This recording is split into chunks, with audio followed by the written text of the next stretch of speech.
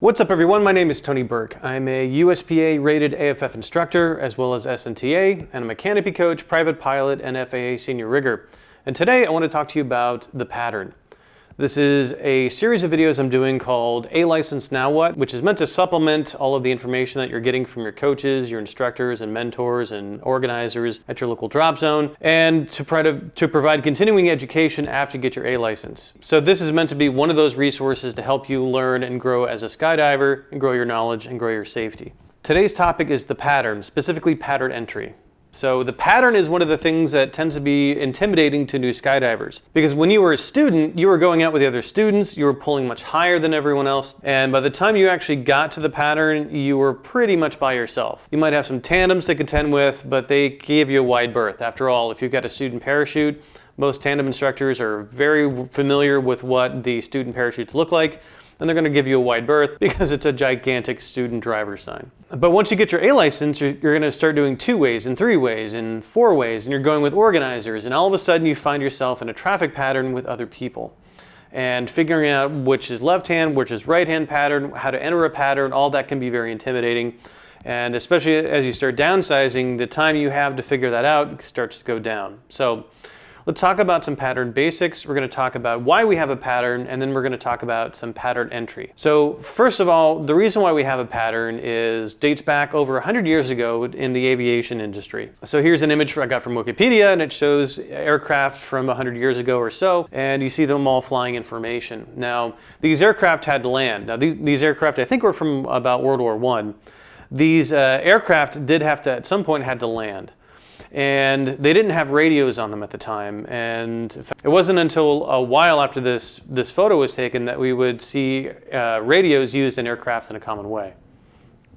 So the problem is when those aircraft approach the field, so this represents the field. Now also 100 years ago or so, the aircraft tended to land on grass. We didn't have a need for runways because the airplanes were so small, they were so light, they were made out of primarily wood and fabric and a little bit of metal. And they just landed into the wind wherever that wind direction was. It also helped to land into the wind because they were all tail draggers at the time, which meant they had less of an ability to handle a crosswind, generally speaking.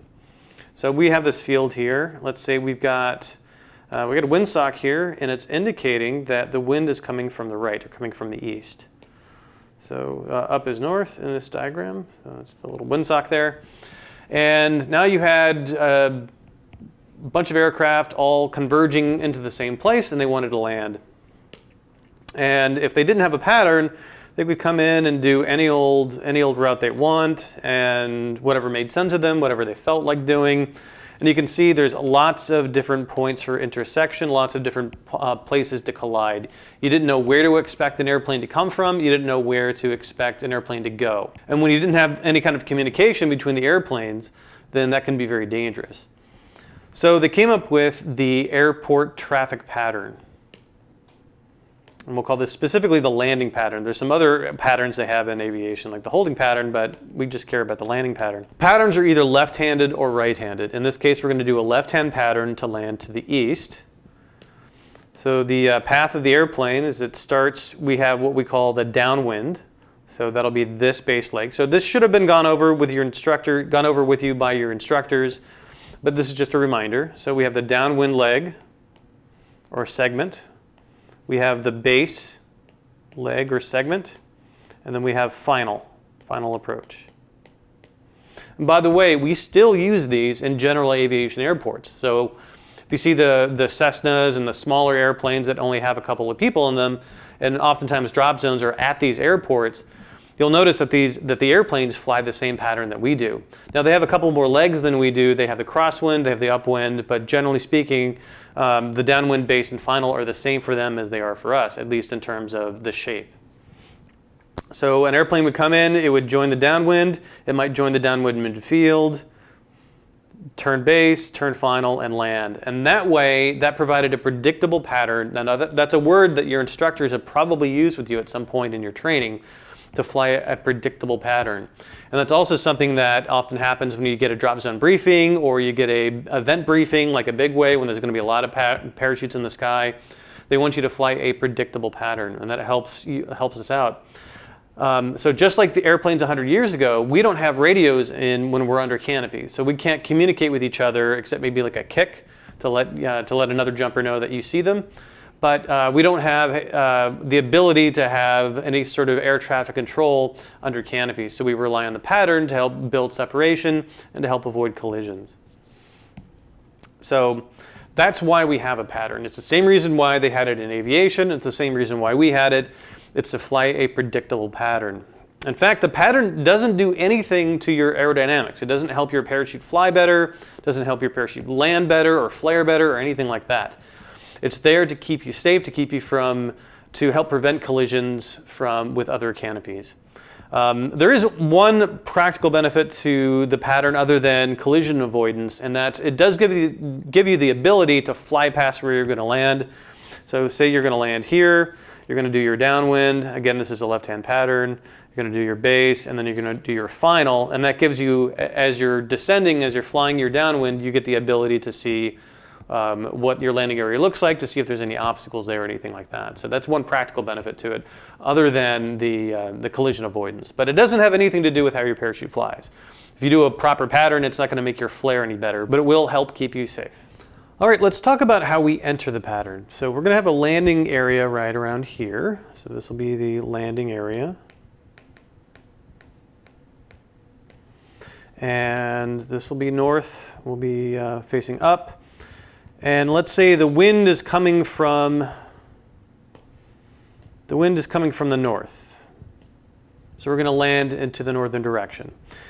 We're going to land at about the middle of the field, although that's kind of a general area. We have this nice big landing area to land in, so we can land anywhere in there, but we're going to go for about the middle of the field. We're going to do a right-hand pattern because I've drawn the landing area on the left-hand side of the screen, which means we're going to probably approach from the right-hand side of the screen.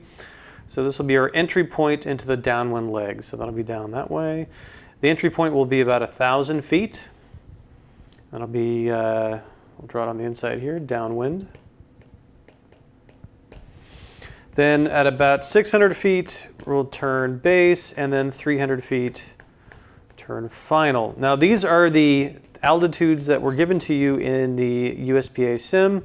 These are probably the altitudes that were given to you by your instructors during your A-license training.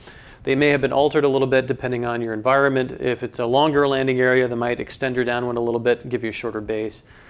But these are generally the altitudes that we start with. Your altitudes may change greatly depending on your canopy, depending upon the wind conditions, etc.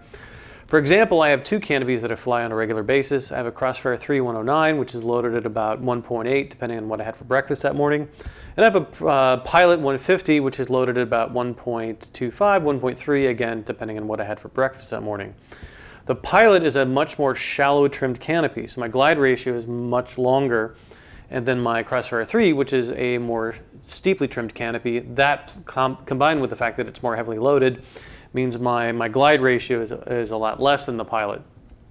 So where I would start my downwind at 1,000 feet under my Pilot, I would probably do about 1,200 feet or 1,300 feet under my Crossfire 3. That's because it's a steeper canopy. Now, most of the beginner canopies, as a new A-license jumper, you're not going to have a steep canopy. You're going to have a shallow canopy or maybe a medium canopy. So 1,000 feet is still a pretty good spot to enter your downwind. Now, these are starting altitudes. They do not dictate when you make your turn. Don't turn too late or turn too early just because your altimeter says 600 feet or 300 feet. But what is too late, what is too early? Well, that's kind of hard to say. It really depends on the situation. So we give you these as starting altitudes, at least to give you a reference point. So the caveat for these altitudes is that this is what's in the USPA sim. It may or may not be appropriate for you, but that's kind of a starting point. So we've got our downwind, base, and final. So where do you hang out until you get to your downwind entry point, which is, again, up here? So there's a couple places where you can hang out, a couple places where you should not hang out. First of all, one of the things you should do is most drop zones will have a no crossover area or a no cross zone. And that'll be something like over here. Maybe this is the runway. And just about every drop zone is going to have some sort of runway. In fact, they all will have some sort of runway. And generally speaking, most drop zones do not want you to fly over the runway below a certain altitude, say 1,000 feet or 1,500 feet. 1,500 feet tends to be the most common altitude that we use for the no flyover area. And there's a couple reasons for this. Number one, an airplane coming in for landing may decide that they're going to do a go-around. Maybe they saw something on the runway or saw someone on the runway, or maybe they just misjudged their approach and they need to execute a go-around procedure. So they're going to start climbing immediately. So as they're approaching the runway, they may hit the power and start climbing. And if you're at like 500 feet and you're crossing over the runway, you may be in conflict with them, and that's going to be a very bad day for you. So that's one of the reasons why we don't want you to fly over the runway below a certain altitude. The other reason is that we don't want you to start opposing traffic. If you come over the runway, so if your path is over the runway and then you're trying to join the downwind like that, other people are joining like this, people may not be looking for you. You don't want to be joining from inside the pattern. So when I say inside the pattern, I mean this, oops, didn't want to do that. I mean, this area is considered inside the pattern. So you don't want to be over the pattern below a certain altitude, and you certainly don't want to be over the pattern close to the pattern altitude or pattern entry point. So don't want to be there. You can be, here's a good place to hang out. Didn't want to do that. So here's a good place to hang out. And you can even hang out over here. You can be over here and that's fine, but we just really don't want you over the pattern or flying from this direction. Let's just get rid of these lines here. Clean things up. So let's say you are at about here at 1,500 feet. That's good. That means you should have enough altitude to approach the pattern entry point. So you're going to do a wide turn and join the pattern at about that point. Now what we do not want you to do, and I'm going to do this in red as an indication of what not to do, is we don't want you flying directly to downwind and then flying opposing traffic, then do a sharp 180-degree turn. For a couple of reasons. One, we don't want you doing a 180-degree turn, especially close to the pattern altitude. And also, you're opposing traffic. So that means you're flying in that direction while people a little bit under you or maybe at your same altitude are flying in the opposing direction. That's very bad. We want to avoid that whenever possible when you're in the pattern. So we never want you to fly opposing traffic. So fly the nice wide arc out and join the pattern there. So that's a pretty easy spot. If you're over here at 1,500 feet, then it's also pretty easy. You can do some lazy turns and then get into the pattern at about 1,000 feet. So what happens? Now when you were a student, you were well above those altitudes and you had plenty of time to get to your holding area. Your holding area is probably about there if you were a student. And you had plenty of time to kind of hang out and do some 90-degree turns, easy turns, slow turns in order to bleed off some altitude until you got to your pattern entry point. So when you're jumping with fun jumpers, again, you're doing 2, 3, 4 ways. You're pulling a little bit lower. You're pulling like a licensed skydiver pulls, which is a little bit lower than a student pulls. You may find yourself here at about 1,000 feet. Well, guess what? You're not going to be able to make it to the pattern entry point. You're not going to be able to make it to that spot by 1,000 feet because you're already at 1,000 feet. And getting to that point is going to bleed off some altitude. So what you can do, and this is perfectly fine, is to do a midfield entry. Didn't want to do that. Midfield entry into the downwind. So you're gently joining the downwind. Now what we don't want to do, again, I'll do this in red. This is okay-ish. We'd rather you do a more gentle entry because we don't want to be making abrupt movements when we're in the pattern. So you can join the pattern at the mid, we call that a midfield entry point, and that's fine. Another spot you may find yourself at is, let's say you're here at 800 feet. Well, at that point, you may not even be able to do any kind of downwind. What you may want to do is just join the base entry. We call that a base entry. So you have no downwind whatsoever. You're just joining the base. If you're over here at, say, 600 feet, then you might join the base there, do a midfield base entry. Or let's say you're here at 500 feet, you're not even going to do a base at all. You're going to do what we call a straight-in approach. Now, ideally, we're going to do the entire pattern because that's where people expect you to be, but there may be plenty of situations where it's a good idea to do a more gradual entry into the pattern at the midfield for downwind, or do just a base entry. We really don't like to have people do straight-in approaches unless you absolutely have to, because you just don't have the altitude to do anything else. So those are different ways that you can enter the pattern. So some things you don't want to do in a pattern, some other things you don't want to do in a pattern, and I'm going to use the red ink again, is when you come in and you decide you're a little bit too high, is you don't want to do a 360 like that, because now you're flying opposing traffic. There may be people that have determined that their pattern is going to be a little bit out here, and all of a sudden you're going to fly straight into them. So do not do a 360 in your pattern. If you have to bleed off some altitude, what you can do, you want to be careful about this. You want to be sure you're not going to fly into anyone, but you can widen out your downwind and then widen out your base to give you a little bit more room to bleed off more altitude when you're doing that. But again, you're making gentle deviations, so like 15 degrees off of what you would normally do for a downwind, but you're not going to be doing like a 45-degree off or even a 90-degree off. So you're doing gentle deviations from the pattern in order to give yourself a little bit more room, to give yourself to be able to bleed off more altitude before you get to your final. Those are some things that you can do. Again, always looking out for other traffic. Always, if you're going to make a turn, even a gentle turn, always looking out, looking in, making sure that the direction you're turning, you're not going to come into conflict with other people. So do keep in mind that you have a blind spot behind you. So let's say this is you're flying along, you're going in that direction. This is your canopy, control lines, cascades, etc. You can see in front of you pretty well, above and below you. You can see left and right, but behind you,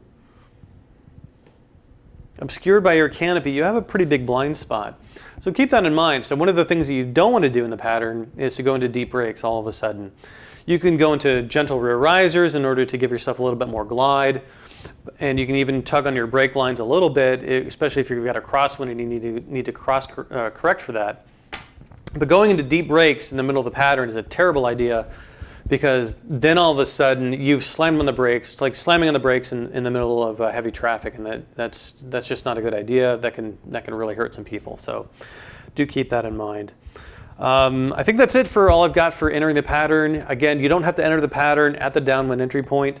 It's a good idea to, if you can, certainly do that. But if you lack the altitude to make it to the downwind entry point, you have other ways that you can join the pattern safely. Keep an eye out, of course.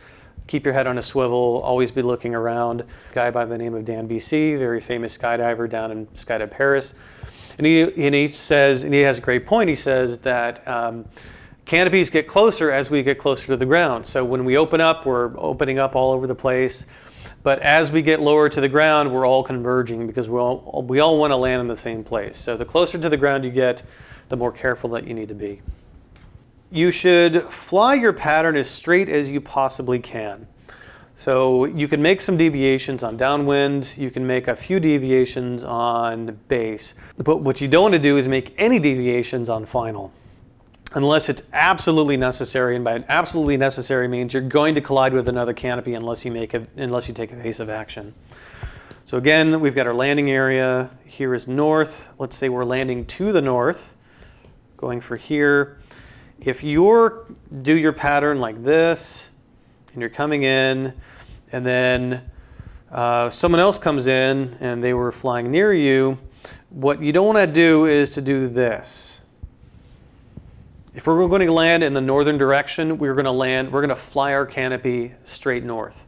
We don't want to be doing any sort of variations like this on final to landing, because that's a very dangerous place to be doing that. We don't have a lot of room. We don't have a lot of outs.